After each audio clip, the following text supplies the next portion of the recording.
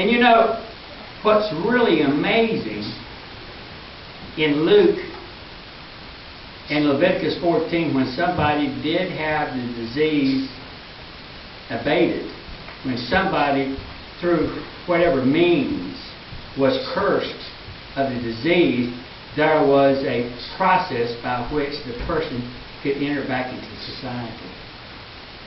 And here's what I want to say. The worst disease that you can have. Here is a great illustration of the worst sin that you could have committed. The worst sin that you could ever commit in this life could not be as worse as having leprosy in those days. You can never come to a point in your life where you're so sinful and so full of disease that you could not find your way to Jesus.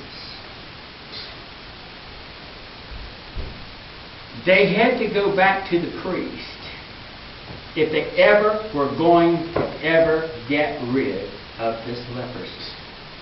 They had to go back to a priest, and it is in the 8-day process that involves amazing rituals and cleansing and sacrifice. And God, through the mechanics of all the ceremony that lasted 8 days, and all of those sacrifices and all those purifications, and blood was to put in the right hand and the right finger. And if you want to read Leviticus and find out what happens when a person is to be brought back into society, God had a plan for that to happen.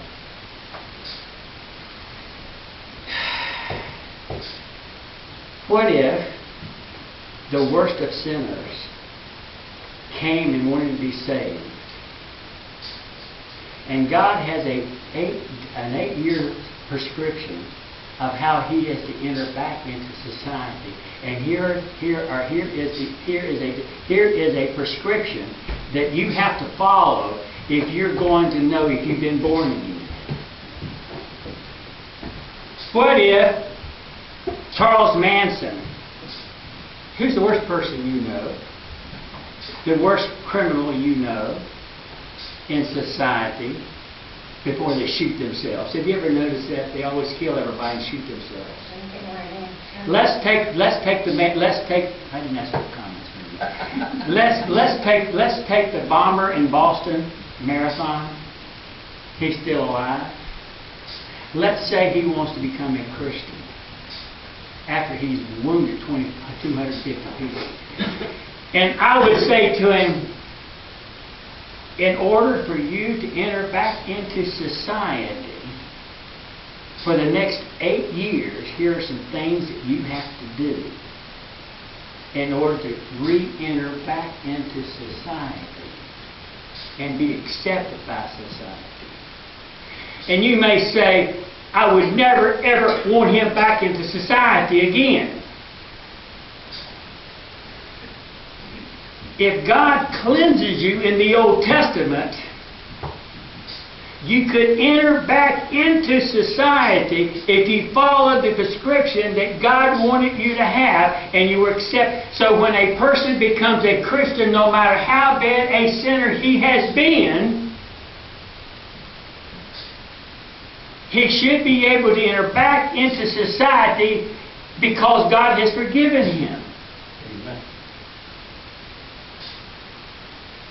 So even in the Old Testament, leprosy was a picture of sin.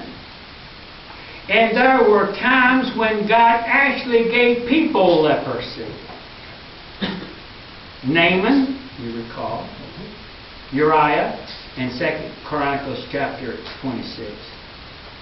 And so if you had leprosy, not only did you have the most socially stigmatized disease possible, but you could also bear the stigma that maybe you had that disease because God cursed you.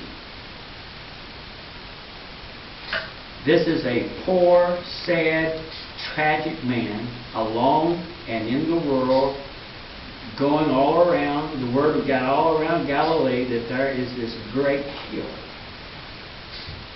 So as we've learned that the fame of Jesus went throughout the host of all of Galilee. They knew He was healing people. Various diseases, and that is what it says back in verse 40. Anybody with anything is getting healed. Jesus healed everything, everybody. As a matter of fact, He probably obliterated every disease in Galilee. Anybody coming to Him was not screened to see if they really could. Anything, anybody had any disease, any problems, He could do it. If they didn't have an arm, He gave them an arm. If they didn't have a leg, He gave them a leg. When a person had leprosy, he became completely whole. His body looked like it was brand new. When He came, verse 12, when He came, He saw Jesus. He saw Jesus. Actually, Matthew tells us He came to Jesus and saw Him. He was looking for Him. Now, this was a serious breach of appropriate behavior, but he was so desperate that he had to leave where he was, and he was so desperately that he was willing to take whatever was dished out to him because the police could have been there and arrested him before he ever got to Jesus. But he found Jesus. And that's what it says back in verse 40. He did what was fearless. He did what was dangerous. He did what was bold. But after all, he was desperate. He was full of leprosy.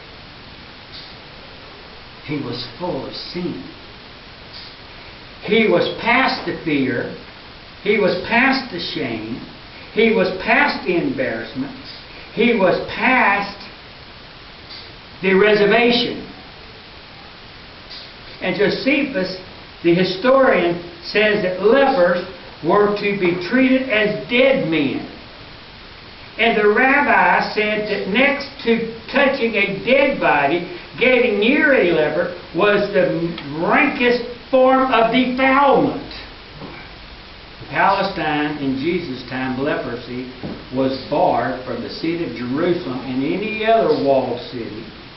And if a leper ever came into a synagogue in a town or a village, he had to go to a small, isolated room. He couldn't come near anybody else. What if we had a church and say, "Oh, you bad sinners are going to sit over here"? If you're not saved and you have problems, I want you to sit over here. This is for all the real bad people over here. Talk to charity, she'd be over there too, right?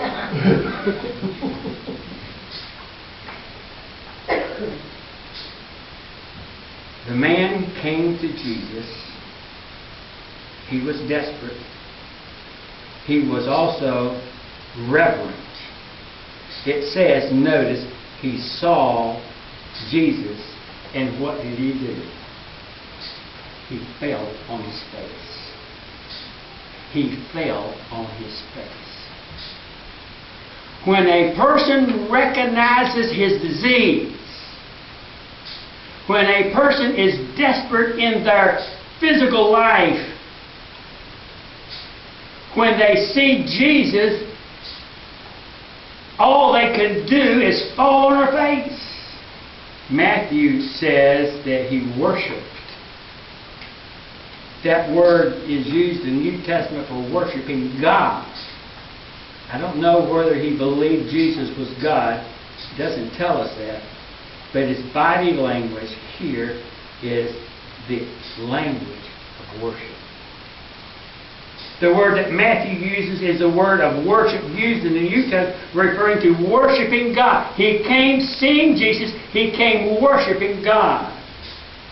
He does call him Lord. It could mean Sir. But it seems that is attached to a worship here. But he came reverently. He came reverently. He didn't come saying, why have you gave me leprosy?